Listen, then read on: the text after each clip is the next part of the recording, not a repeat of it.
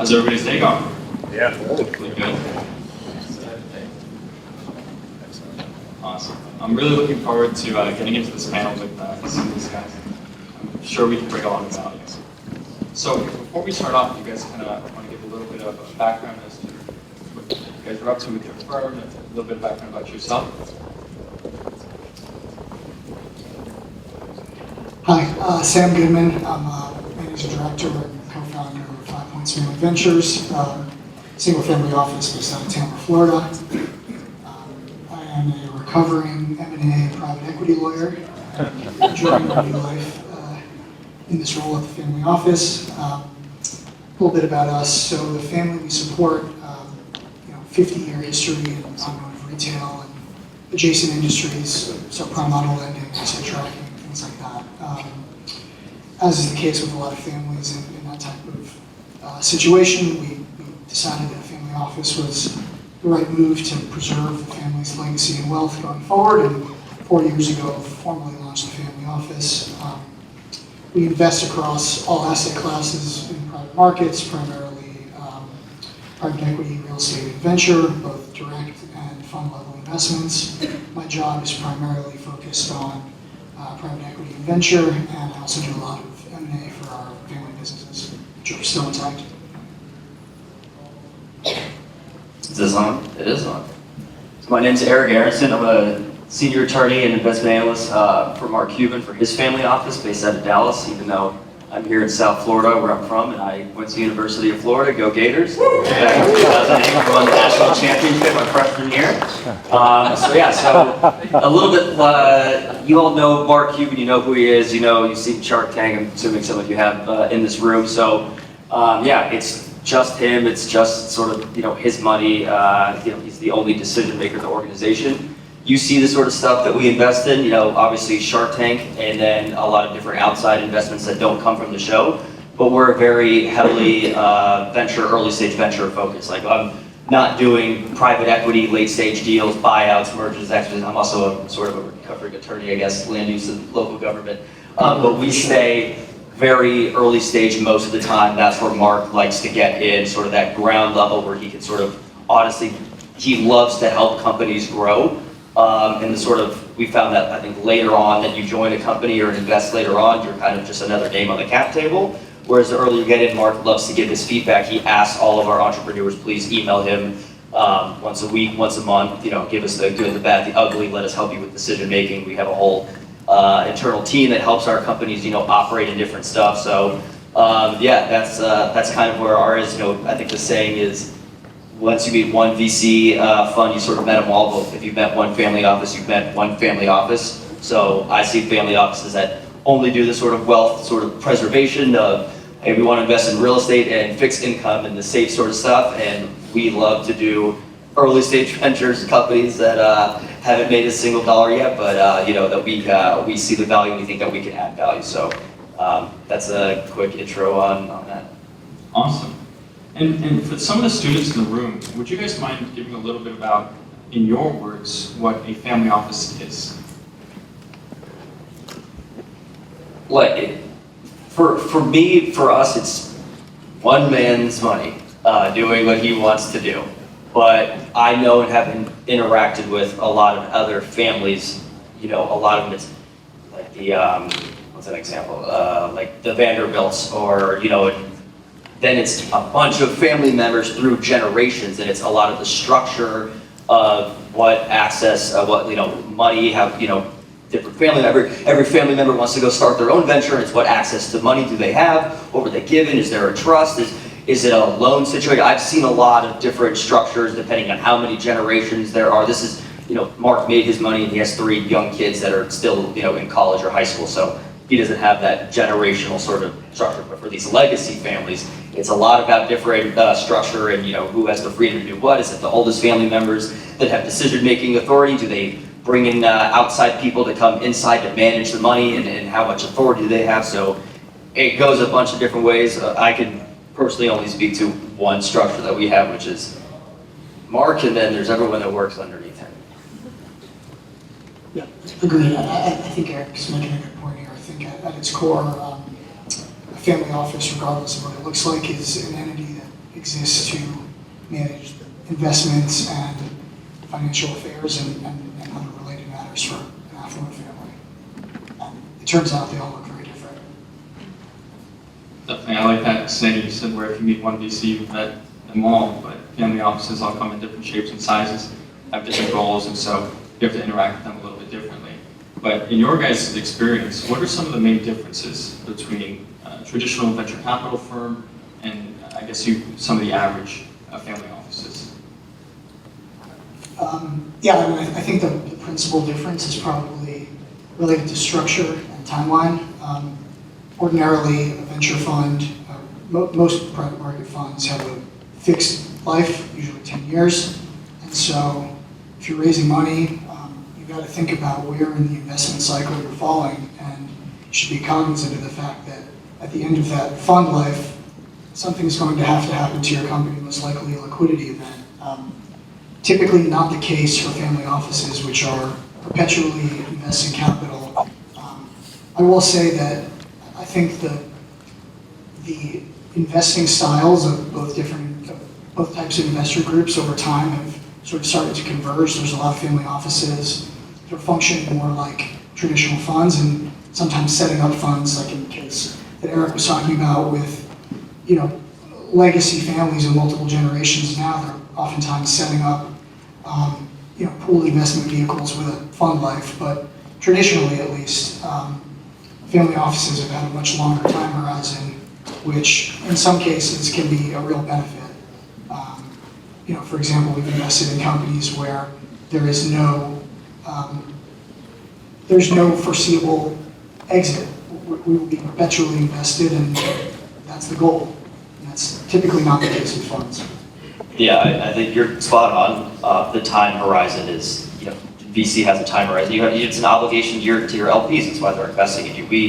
We don't have that, and we actually push our companies to not necessarily push for growth, but more for profitability, even if that means growing slower, and that means you getting acquired or an exit is further on down the line, because we don't have LP pressure.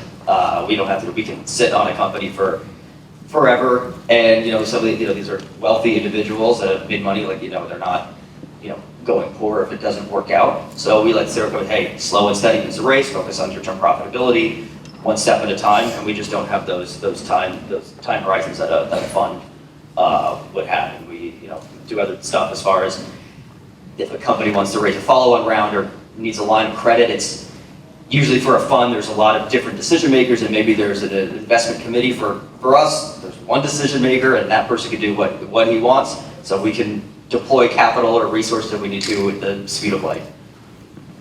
That makes a lot of sense. Now, going to the more personal investing side, decision making, what are some green flags that you guys look for in some of these startups or companies that come across your desk?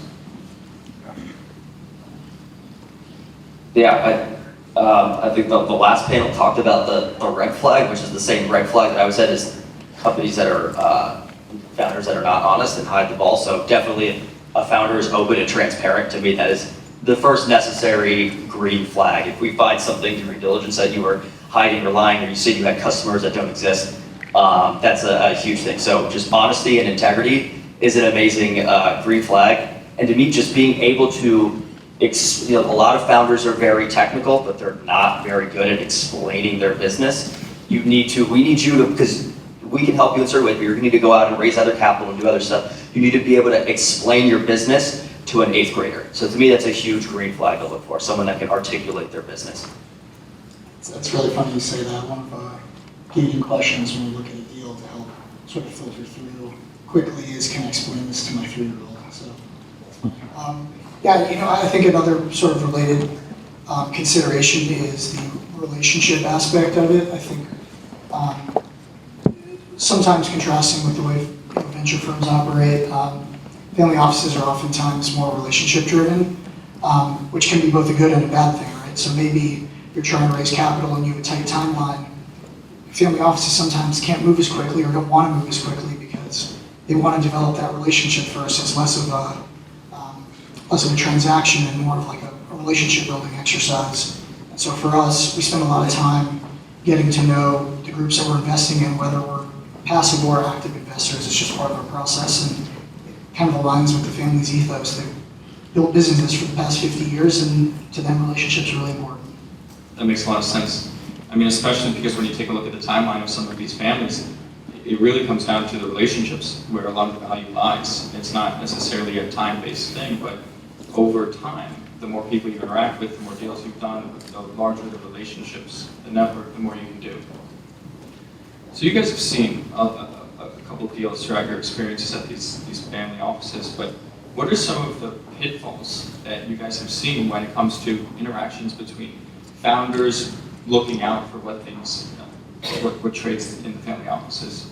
What are some of the pitfalls you've seen? It's still sort of related to my previous answer, but when founders don't keep you updated on what's going on, and then they come to you when stuff's going wrong, when stuff is already over that hump where it's maybe not salvageable, and we say, where were you 3 months ago? We could have gotten ahead of this. We have resources. We could have, given you some strategic guidance, but I think founders a lot of times want to sort of prove themselves and be like, I can do it all on my own, and I don't need you, and thanks for the check, and I'll let you know when you can expect your return in the mailbox. And then all of a sudden you get that email, and Mark gets very unhappy by this, and he goes, sorry, I haven't heard from you in 4 months, I don't know what to tell you. So communication is key. Yeah, I think for us, one of the major red flags is seeing founders that assume that family offices are dumb money. I think that maybe historically that may have been the case with some family offices. Some guy has a big liquidity event and says he wants to stand up a family office, and they try to deploy capital quickly, and their diligence is questionable. That's not the case anymore. I mean, the family office industry has really institutionalized, and I expect that it will continue to institutionalize significantly over the next 5 to 10 years. And the folks that you're interacting with that are supporting these families in family office roles are talented and come from the traditional finance world oftentimes. And we've had a lot of interactions with founders. I mean, we had a founder a few weeks ago who said, why don't you, just cut us a check for $250,000, you won't even notice it's gone. And, I mean, it's one of the most offensive things that's ever been said to me in a pitch meeting. At night, I lie awake thinking about every dollar that goes out the door. And, we are incredibly focused on our P&L. We work out of an office park in the middle of Clearwater, Florida. I mean, I think people's perception sometimes of family offices is a lot different than the way things actually function.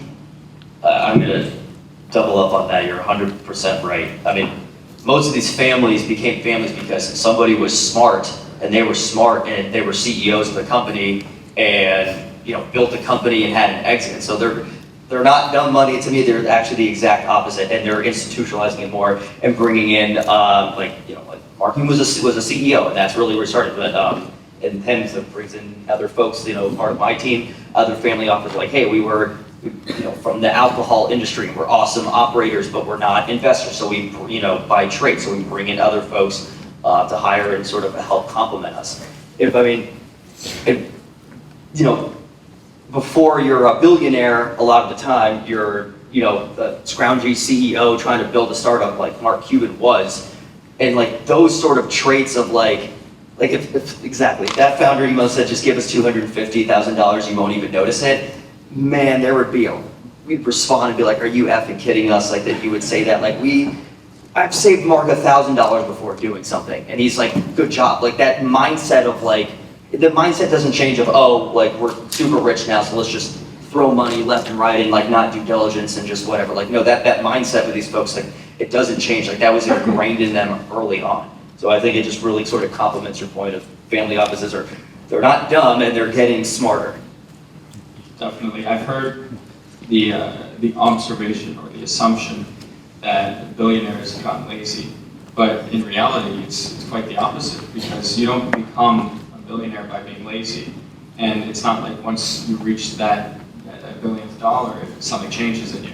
Mark still works his ass off. I get emails from him all the time, late at night. He's always responsive. He's always doing stuff. He's always learning about new industries. I'll send him a big diligence report, he'll pick out something in the middle and be like, what did you think about this? What about this? Like, I do not see laziness, at least from my position. Definitely. And so going back to looking at how the landscape is changing with startups and investors, what are some of the things you guys have seen that have changed from 10 years ago, 5 years ago, now, or what are some things you think we'll see in the future? I think it's probably never been easier to start a business, but probably never been harder to run a successful business. I think that, for one, the fundraising landscape has changed dramatically. There was a lot of excess liquidity in the market for the past few years, and I think people got very comfortable with that. And it was easier to raise money, it was easier to build successful businesses, it was easier to retain talent. And now you're kind of dealing with the pendulum swinging back in the opposite direction, where it's incredibly difficult to raise money. A lot of capital providers, family offices included, are experiencing liquidity issues because of the rate at which money has come in and gone out and the extended time horizons that we're all dealing with. And so I think fundraising has become very difficult, and I think that talent retention has also become more difficult. A lot of top talent now has a lot of optionality. They don't have to work at your startup anymore. You can't attract and retain them by offering them a sub-market, W-2 income with the promise of future riches for when their stock options vest. It's just not how things work anymore. And so I think it's a difficult time right now for sure. But the smart founders will figure it out. I agree with that last point 100%, that the smart founders will figure it out. I've really only been at this game for like 5 years, so it's hard for me to say. Let me look 10 years back and see what has changed. It's definitely easier than ever for just the amount of like AI tools that are available now and getting better, that one person, one student sitting in their dorm can, essentially have 10 employees underneath them, and it's really just, just an LLM, doing all that sort of stuff. So I think it's incredibly easy to start businesses. The flip to that is I am very worried in a good way that I think some of the large players and with foundational models and stuff are going to make it harder on entrepreneurs to succeed, just given what the capabilities are. But that's a completely different topic. Definitely, things are changing faster than ever, and they will continue to change faster and faster. You guys are sitting in this position as the investors, but I'm sure you guys have spent some time thinking about what companies or problems you would want to see being solved or created. And so, just in a little bit, would you guys mind talking about some problems that you think people should be working on to solve today?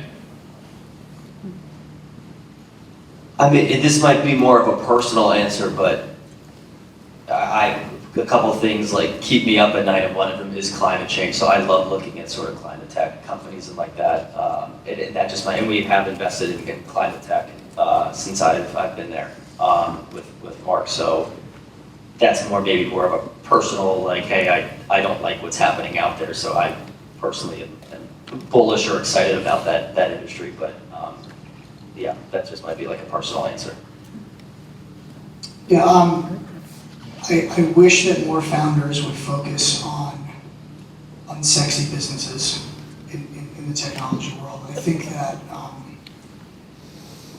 part of the culture of the startup ecosystem is, you want to build the next billion-dollar business, you want to build the headline business, the sexy business, and I think that a lot of the value is actually in these niche industries or industries that people don't want to target because it's hard.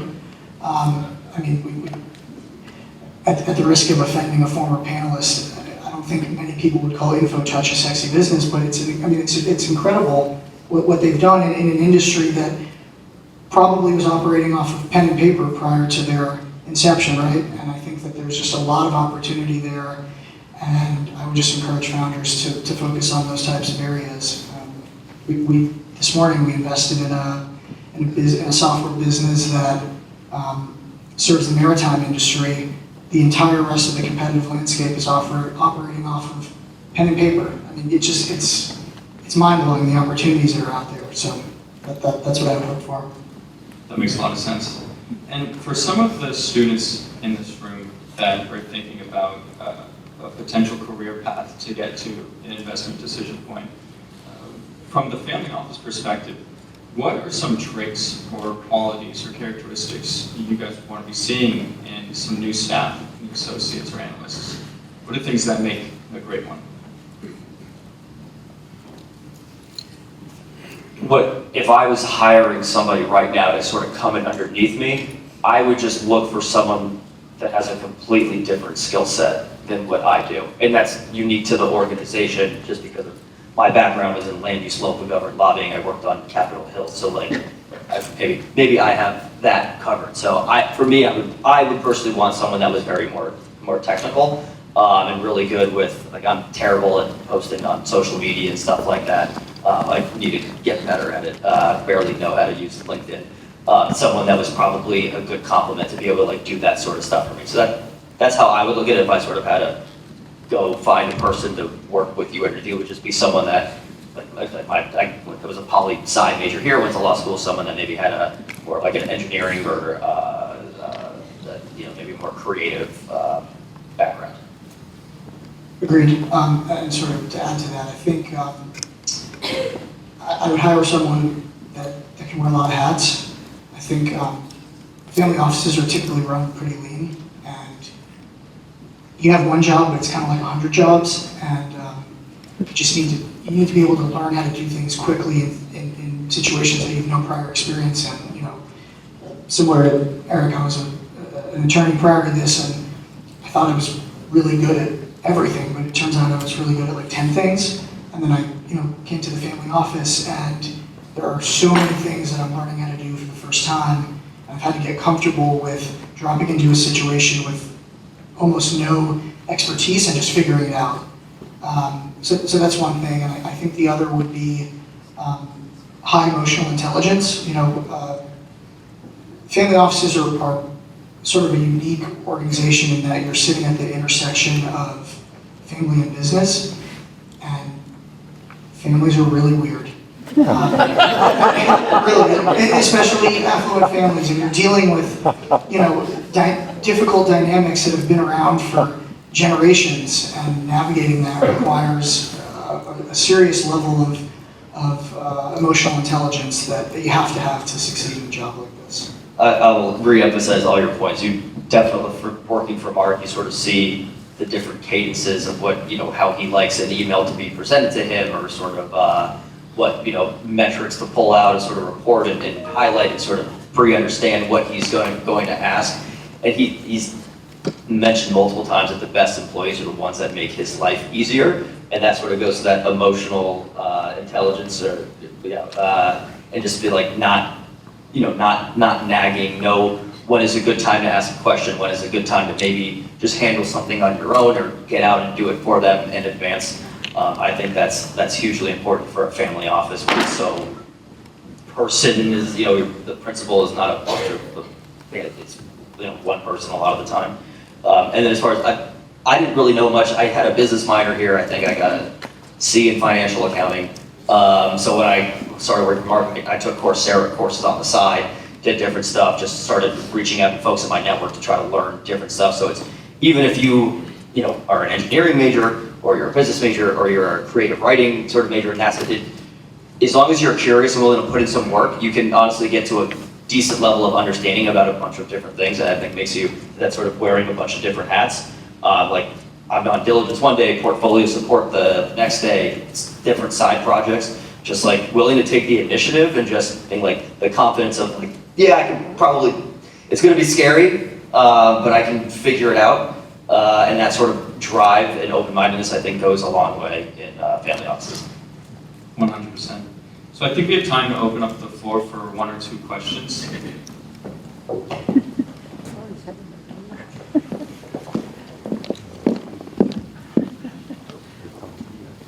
Hi everyone. So my question is more like a chicken and egg kind of question. So I'm also like trying to start a startup, and I think one of the things that I always encountered was that when I'm programming something or developing a product, I always feel like I could always improve, and then I forgot to acquire a customer.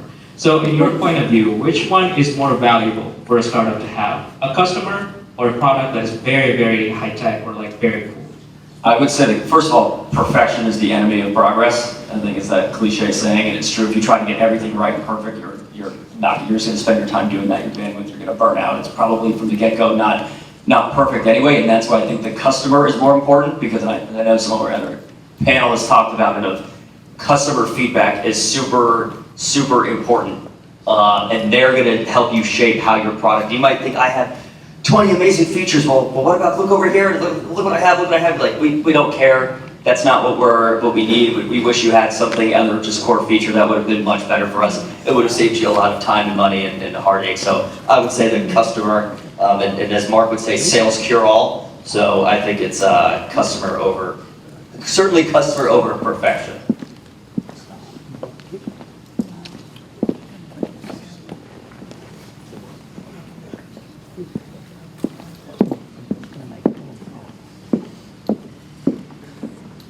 Yeah, thank you so much for coming. I'm actually curious for you, Eric. Recently Mark Cuban started this company, Cost Plus Drugs. Never heard of it. Yes, that's very interesting to me, the pharmaceutical industry kind of bypassing middlemen to provide lower cost drugs. And I was just curious for both of you, how do you create such high conviction when you might not know everything about a certain industry you're going in? First of all, Mark he goes, I can learn any business. I can learn how to do any business. So he knows that he could be a successful operator. Also, he has a ton of resources. He has a ton of capital to start things, and shit doesn't work, and he needs to write more capital to do. If it's like Cost Plus is also kind of a passion project, amazing passion project that's succeeding. So he has resources to brute force potentially tough issues. He also has access to a ton of brain trust resources of talking to industry professionals that will pick up this phone call and be like, this is how the industry works, this is how the market works, this is what the pitfalls and gaps are. So he has a lot of different advantages. Could you restate your question in case I was rambling and didn't fully answer it? That was great. Okay, thanks. For us, I think it's two things. The first is intellectual honesty. So I talked at the beginning of this about that gating question where we ask, can I explain this to my 3-year-old? If the answer is no, we're never going to pursue that opportunity, no matter how much we like it. Maybe it's the greatest deal ever. It's okay, And then if we do decide that we can get there, or we think we can get there, we have to ask ourselves, what do we need to know and who do we need to pull in order to properly underwrite this opportunity? And so that may mean bringing in industry consultants or, research, reading research, whatever we have to do to get there. But it requires a level of intellectual honesty, I think. And then the second piece of this is, at least for us, is structure. We're probably over-structured for a family office of our size, but we do that intentionally to try to maximize outcomes and the probability that we're only choosing winners. We're not going to only choose winners, but we want to maximize the probability of that, right? So we have a quantitative scorecard that we use, after the first, initial diligence call, and then when we submit our memo to our investment committee.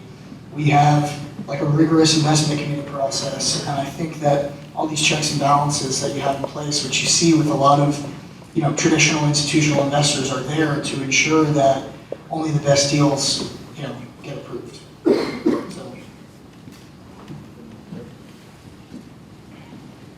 Hello, Mr. Aronson.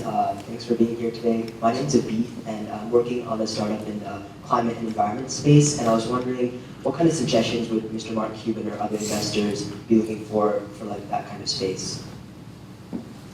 I mean, it's a broad question. I would say be very sort of concise of how you are going to plug into sort of the existing framework of the market, rather than just sort of pie in the sky, like altruistic ideas. Like really drill down on like unit economics and how something like this is going. Like I said, I don't know anything about your business, But I think a lot of, like with climate and stuff like that, is because the mission is so great and so imperative. It's just, we can do X, Y, Z, and this is going to be incredible, and we're solving this mission. It's like, yeah, but you're never going to be able to tap into existing supply chains or infrastructure or something like that. No, who's going to be your first customer? No one's going to adopt this. This is never going to make any money or do anything like that. So those are just it's sort of kind of get into the weeds and the practicality of a business like that.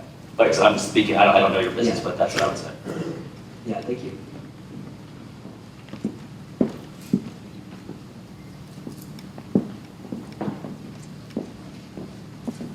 Hello, I'm Brian Liddy. Thank you very much for being here. Really appreciate you making the journey to Gainesville. I have a simple question. Lately, there's been lots of talk around B Corps and the importance of B Corps rather than C Corps. And if you talk to the venture capitalist world, they say, no, C Corps are so much better. Stay away from B Corps. So from a family office perspective, does it really make a difference? I think one of the inherent benefits of working with family offices is the flexibility. We don't limit our mandate to C Corps. We invest in pass-throughs all the time. I suspect we'll probably invest in B Corps at some point as well. So from my perspective at least, I'm totally open to it and don't have any issue with it. That's a B Corp's a benefit. I mean, that's what cost plus drugs is, a public benefit corporation. Basically, it's your fiduciary duty is not just to like profit return to shareholders. It's also to other more outside stakeholders, of whether that's the environment or the public at large. So it's a kind of a tricky legal nuance there, but it gives you a little bit more operating freedom of instead of we are just in it to like drive profits for shareholders. We're allowed to do other things to sort of benefit outside sort of stakeholders, the public at large, the environment. So yeah, we started one, so. That's a good point. I just want to thank our panelists for speaking today. Sam and Eric, thank you so much. Thank you very much. Looking forward to it.